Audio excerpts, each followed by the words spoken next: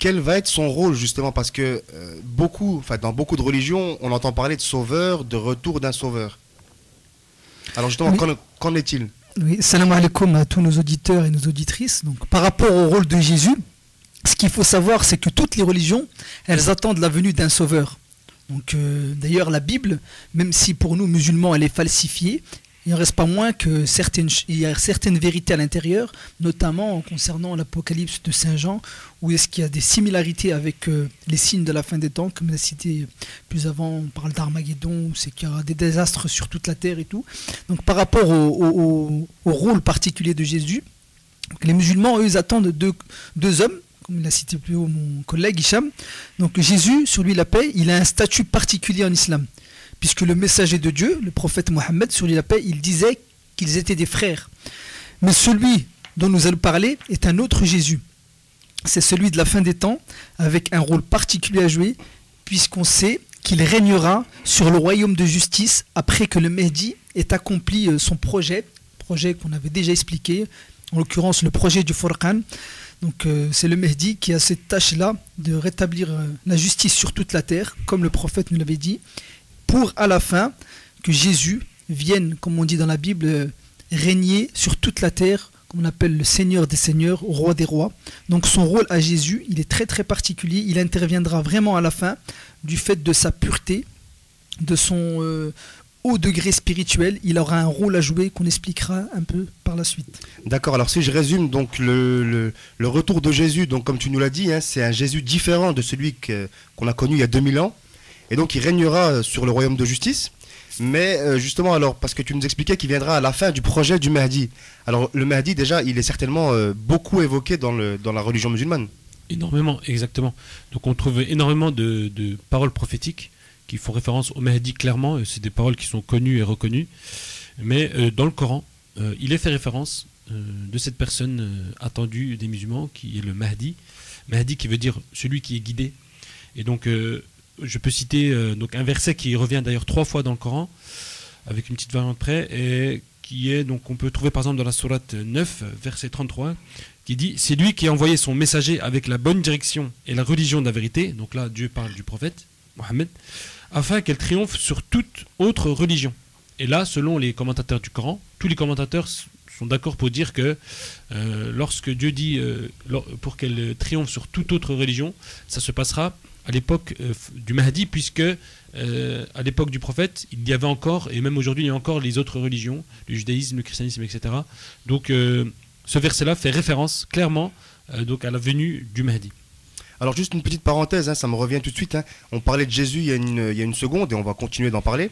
Mais il y a même, je crois, des descriptions un petit peu physiques, hein, pour l'annoncer justement, pour qu'à la fin des temps, on puisse le reconnaître. Et effectivement, le saint prophète Mohammed, que les prières et la paix de Dieu soient sur lui ainsi que sur sa sainte famille, il a énormément parlé de cette période de la fin des temps, de cette période de l'antéchrist. Il nous a donné des descriptions tellement bien détaillées que les musulmans sont vraiment convaincus du retour de Jésus. Il est même allé jusqu'à le décrire physiquement. Par exemple, il nous disait qu'il était de taille moyenne, qu'il aura la peau plutôt blanche, et une chevelure lisse et flottante. Ses cheveux paraîtraient perlés, même si elles ne sont pas mouillées. Donc son principal rôle sera de venir à bout de Satan, donc le rôle de Jésus à la fin des temps. Donc c'est lui qui aura ce rôle-là de tuer le diable par l'intermédiaire de la finalité du projet du Furqan, en l'occurrence la sortie de la bête qu'on verra après. D'accord, alors pour poursuivre, hein, dans notre émission, hein, on a parlé tout à l'heure dans le sommaire, hein, du lien qu'il pouvait y avoir entre ces deux hommes providentiels. Et on va parler justement, quoi de mieux que de parler de leur lien, qu'en expliquant justement le projet qui sera mis en œuvre. On peut commencer un petit peu à l'expliquer, mais on le verra plus dans le détail en deuxième partie. Mais en fait, le projet, vous avez expliqué que c'était le projet du Furqan. Alors c'est quoi exactement l'objectif de ce projet, l'objectif final? Parce que on ne fait pas un projet juste pour le projet, j'imagine. Ben bien sûr, un projet a toujours une finalité, et là, en l'occurrence, c'est un projet donc, qui est coranique. Donc, ce projet du Furqan, donc, c'est concrètement une machine qui est décrite donc, à travers le sens caché du Coran. Et dans l'histoire de l'humanité, elle a déjà été construite par Moïse, Donc c'est de cette machine d'ailleurs qu'il avait sorti son fameux bâton, et on y reviendra, c'était pas un simple bâton, et le Coran nous le confirme. Et donc cette machine finalement elle a pour finalité de faire sortir ce qu'on appelle donc la bête.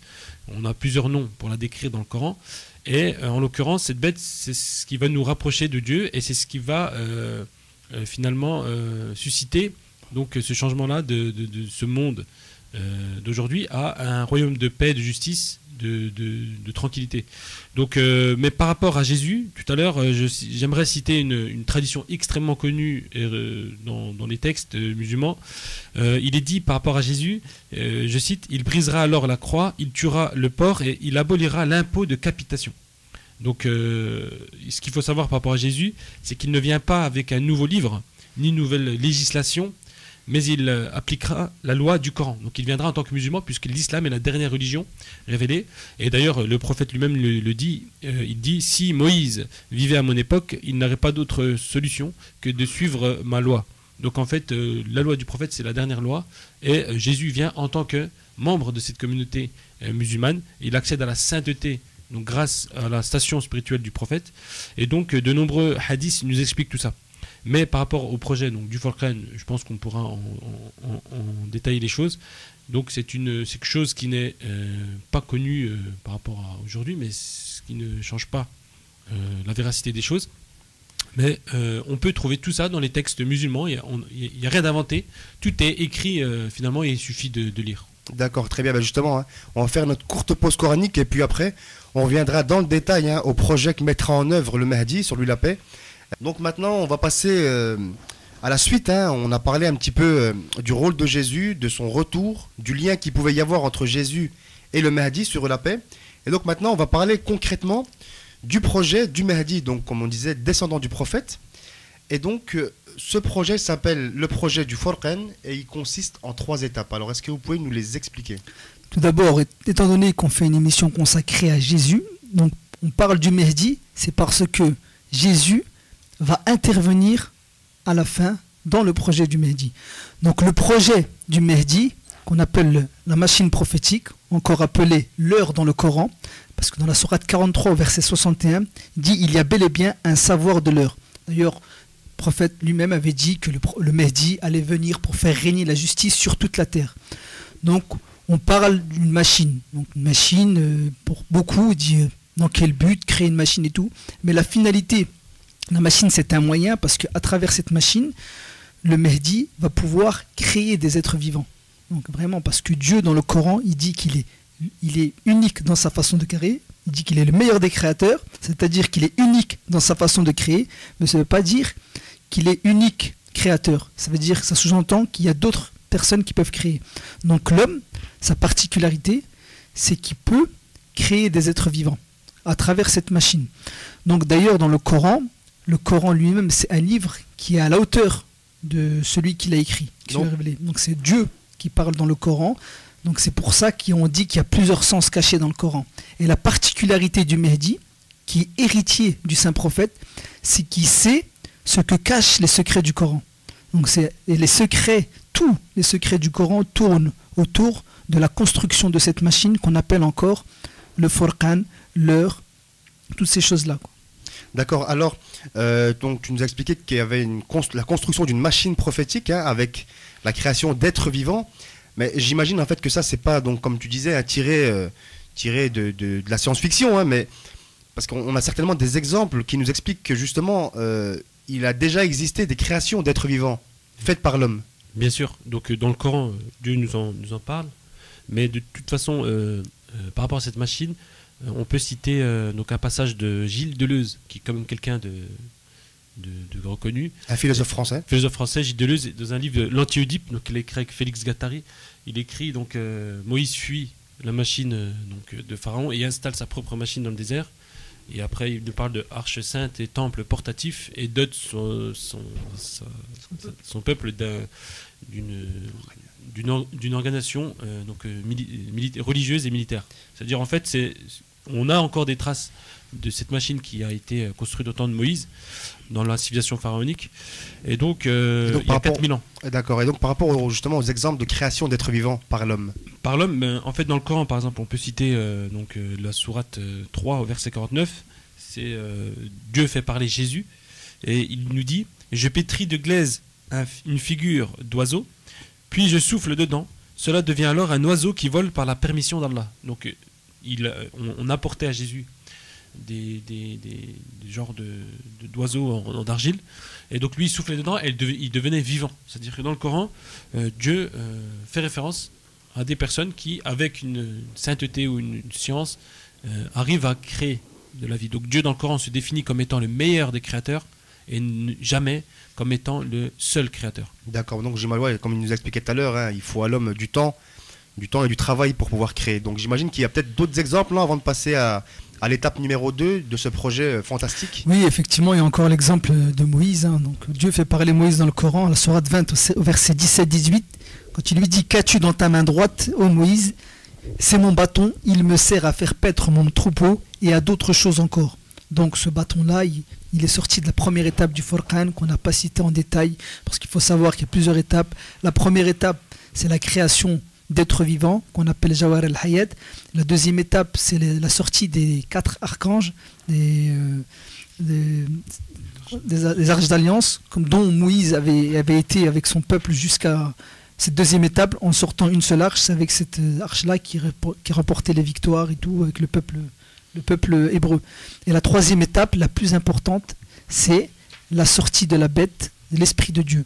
Donc c'est la finalité, exactement, c'est de faire apparaître cette bête, l'Esprit de Dieu, qui a des pouvoirs surnaturels, qui nous met en contact directement avec Dieu. Et c'est là que Jésus intervient avec l'Esprit de Dieu. D'accord, alors peut-être détailler à peine plus l'étape 2 concernant les arches d'alliance. Donc tu nous disais qu'il y en avait, elles étaient au nombre de 4.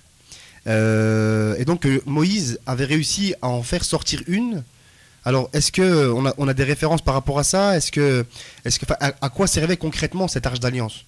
Donc savoir que dans le Coran, donc Dieu parle de Moïse en disant, à la sourate 4 verset 164, Allah a bel et bien parlé à Moïse. Donc c'est pour cela qu'on nomme Moïse Moussa. Donc chez les musulmans on l'appelle El Kalimullah, celui qui a parlé à Allah, c'est le seul. Et en fait ce qu'il faut savoir, c'est grâce à cette arche d'alliance qu'il a réussi à parler à Dieu, puisque dans cette arche d'alliance donc figurait donc un esprit angélique d'une très grande pureté qui était l'intermédiaire entre Dieu et Moïse. Et en fait, et c'est ce que Dieu nous dit dans le Coran. Dieu nous dit dans le Coran qu'il n'est pas donné à un homme de parler à Dieu directement, sauf si ce n'est par révélation ou par derrière un voile. Et donc ce voile, en l'occurrence, avec Moïse, c'était l'arche de l'alliance. Donc il en existe 4, sachant que Moïse n'a pu en sortir qu'une seule, malheureusement. Il a voulu aller jusqu'à la fin du projet, mais il n'a pas eu toutes les conditions qu'il fallait. Bref, mais il existe 4 arches d'alliance et elles sont reliées chacune à un élément. Donc il y a 4 éléments, donc l'eau, la terre, le feu et l'air. Et donc ils sont aussi liés à un archange en particulier, donc l'ange Israfil, etc. Donc Mikaïl, Jibril, Azraïl. Et donc et nous avons tous entendu parler au moins une fois de l'Arche d'Alliance, donc il suffit de lire un peu la Bible.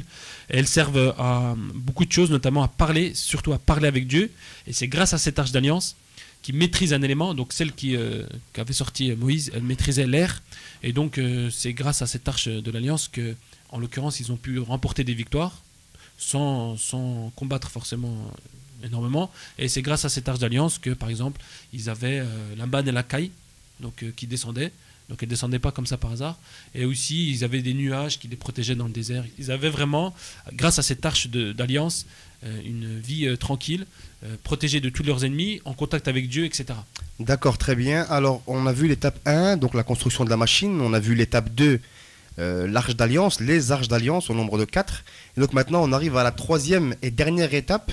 Donc ce qu'on appelle la bête, alors à ne pas confondre, parce que souvent quand on entend parler d'une bête, c'est souvent, le cliché c'est l'antéchrist, c'est un homme qui est borgne, mais concrètement qu'est-ce qu'est cette bête? En arabe on l'appelle Debba, En réalité, on l'appelle aussi l'Esprit de Dieu, Ruhillah. Donc dans le Coran, qui est une source inépuisable et première, il fait référence de cette bête. Aucune comparaison avec d'autres traditions qui représentent une bête borgne qui sème le mal, comme tu viens de dire. Celle-ci, elle aura pour rôle de tuer Satan. Son apparition, elle marque la fin du projet du Furqan, donc c'est la finalité du projet. Donc après avoir tué Satan, cet esprit de Dieu, cette bête, elle ressuscitera les pires et les meilleurs de la création, depuis Adam jusqu'à ce jour.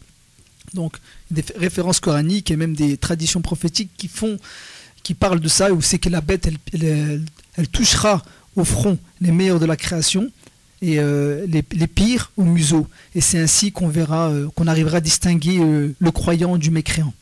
Donc le Coran, il parle de cette bête à la sourate numéro 27 au verset 82, dit « Nous leur ferons sortir de terre une bête qui leur parlera, mais les gens ne croyaient pas avec conviction à nos signes. » Ou encore à la sourate 28 au verset 77, « Recherche parce que Allah t'a donné la dernière étape. » Ou encore, sourate 29, verset 64, la dernière étape est en vérité l'animal s'il savait.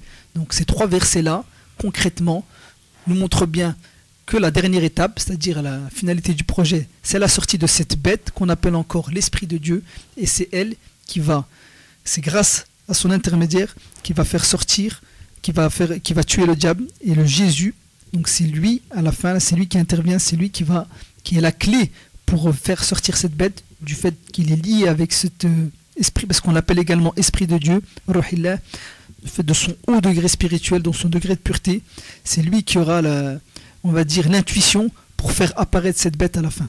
D'accord, et donc là on voit un petit peu le lien qu'il y avait, tout à l'heure on parlait du Mahdi, de son projet du Furqan, des 3 étapes, pour finalement arriver à ce que Jésus règne sur le royaume de justice.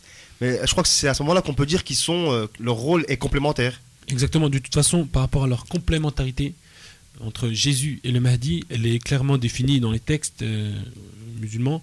Donc, puisque le prophète, sur la grâce et la paix, nous a dit « Comment pourrait périr une communauté dont je suis le premier, Jésus à la fin et le Mahdi au milieu ?» Donc en fait, le prophète nous explique que la communauté musulmane, elle ne pourra pas finalement périr comme d'autres communautés, puisque lui étant donc le fondateur, et donc il nous met en avant le Mahdi et Jésus comme des gens vraiment d'une grande excellence, dotés d'une grande science, d'une grande sainteté. Donc c'est vraiment donc il les lie dans cette parole-là. Et aussi il y a des traditions extrêmement connues dans lesquelles fait référence, par exemple, un moment où le Mahdi va prier et va demander à Jésus de diriger la prière, mais Jésus va refuser et va dire « Vous êtes dans cette communauté imams les uns pour les autres », et donc ça sera le Mahdi qui va diriger la prière. Donc Jésus se définira finalement comme un disciple du Mahdi pendant son projet, puisque c'est le Mahdi qui a la science pour faire ce projet, et une fois que le projet est finalisé, eh bien c'est Jésus qui va finalement être établi en tant que roi, et qui va être intronisé dans ce royaume de justice et de paix. D'accord, merci. Alors peut-être juste avant de conclure, donc pour rappeler, donc le projet du Furqan, 3 étapes: la construction d'une machine, la sortie des arches d'alliance et finalement la sortie de la bête. Alors pour conclure, avant de passer à la suite de notre émission, est-ce que vous avez peut-être un dernier mot à dire par rapport au retour de Jésus? Effectivement, Jésus, on a expliqué son rôle. Donc à la fin, il va régner en maître sur toute la terre. Il y a même des traditions prophétiques qui parlent de ça.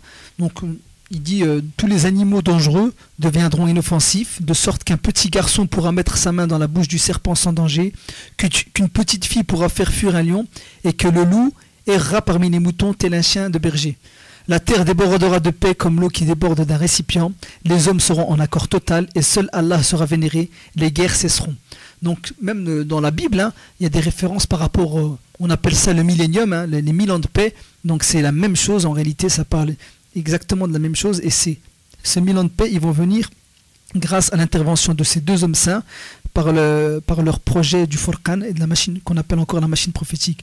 D'ailleurs, il y a un verset du Coran, on va conclure par ça, qui confirme un peu tout ce qu'on dit. Dans la sourate 28 au verset 5-6, Dieu dit, c'est une promesse d'Allah dans le Coran: nous voulions favoriser ceux qu'on avait opprimés sur terre et en faire les imams et en faire les héritiers et les établir sur la terre.